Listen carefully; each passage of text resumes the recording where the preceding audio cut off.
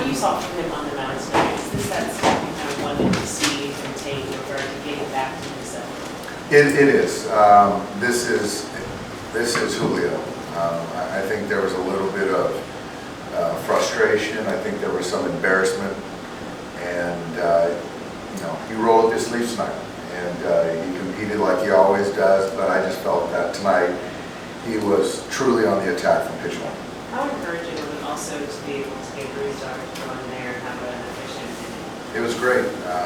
Bruce Dar has been kind of in limbo the last couple nights, last few days, and so to get him back in there, throw a clean eighth, not a whole lot of pitches to get him ready for either tomorrow or Saturday.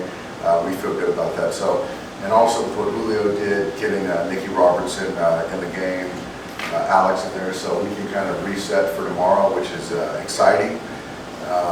And I just got to give a lot of credit to Austin Barnes tonight. He did a great job with the fingers. Yeah, you kind of mentioned about Julio in his last start, kind of the bad luck that he had there. I think there were some plays probably where the defense didn't help him out exactly. Today, the ball that goes over Peralta there. Do you see him maybe respond to that better than he did 5 days earlier? I do, and I think a little bit.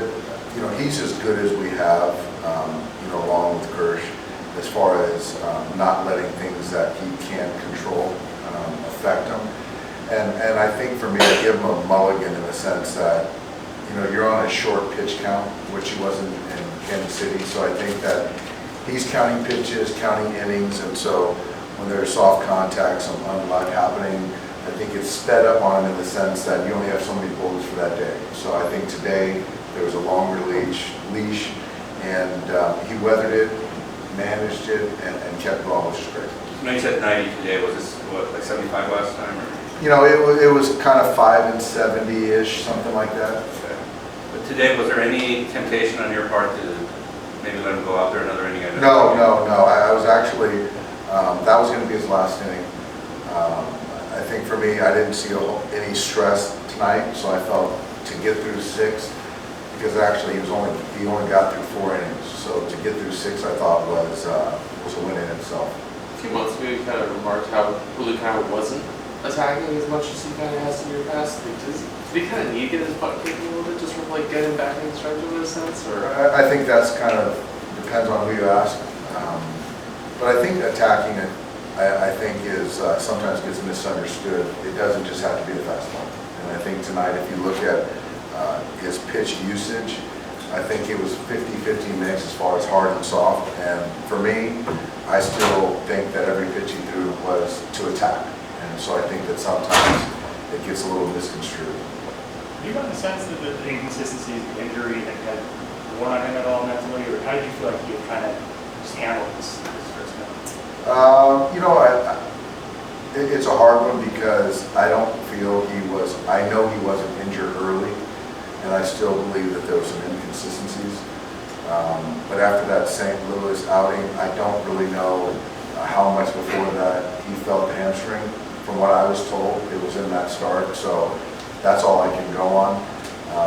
I just think that there were just some inconsistencies early. You said that mechanically something clicked for him in the final inning. Did you see a difference there from the dugout? I saw the stuff. I saw 4s and 5s in the 6th inning. I saw the slider a little bit more depthy, and that's after between 80 and 90 pitches. So there was something in his delivery that he felt. And sometimes with starters it takes a little bit, but hopefully he can build on that in his pen, and then after the break when we decide to run him out there again, he can build on that. How was Muncy look at the plate to you this week? Much better the last couple days. I think he's a big part of what we do, and I just think for me, balls down below, there's less chase. Balls in the hitting zone, he's taking good swings at. And for me, I just think that when he's using the big part of the field, that's when he's at his best. Coach, Muncy said that you got to pride yourself on having players that can play so many different positions. Can you expand on that? Well, I think that there's certain guys that essentially are carriers, and you can sort of plug and play. But the way we kind of see things is putting together a roster. Things happen by way of injury, performance, and so to have the kind of flexibility to move guys around, it's a good thing. And so you have to have the buy-in, and I think we've done that my time here, but to have a guy like Mookie do that, that kind of sets a new bar. He's a Gold Glove right fielder, he's a superstar, but kind of looking at how things have been playing out this year, to play more second base, to take down shortstop innings, to give Miguel, get him off his feet, Rojas.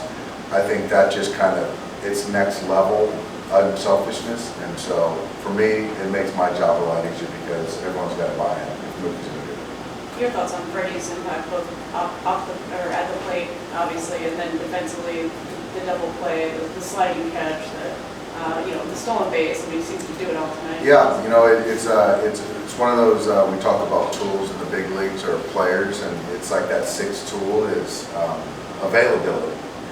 And he is available, and he posts. And so in the batter's box, defensively on the bases, he's an elite group for me that I've seen, and I just can't think of anyone better that does everything and makes everyone better. Dave, kind of going back to a little bit of what I asked about earlier about the defense and stuff, how important is it that you guys maybe kind of clean that up when when you talk about a guy like Julio and his ability to pitch deeper in the games, right? And that ball doesn't go over Peralta's head. I mean, he's cruising through. Yeah, right. 6 shutout. Well, to David's credit, he's played great defense. I think overarching defensively, we can be better. With kind of the new rules and the lack of the shift, there's going to be hits that get through that typically we haven't seen in the last dozen years or 10 years or whatever. But this is our world of baseball now. But the chances that we do get, we got to convert. And I think our guys, that heightened awareness of that, because we don't have guys that typically that are going to strike out 10, 12. We're not going to strike out 12, 14 guys tonight. It's not going to happen. And so if balls are in play, you got to convert outs. That missed play by David, that's just a bad first step, right? It's a ball that's physical hitter, Swinsky, barreled it, typically left on left, it's going to fall in front of you, but he did get a good read on it. And that's going to happen in baseball when you have all these chances, but any stat shows that he's a plus defender in my eyes, validate that. Dave, you had mentioned just before the end of the game that there are a couple guys on standby, have the bullpen and need be. With how things played out tonight, do you feel like going into the Angel series, things are in a good spot, or do you see yourself still making some? I think, given how tonight went, I think we're going to stand pat, and Noel will throw his simulated game tomorrow, and we feel good where we're at going into that Angel series. Thanks, guys.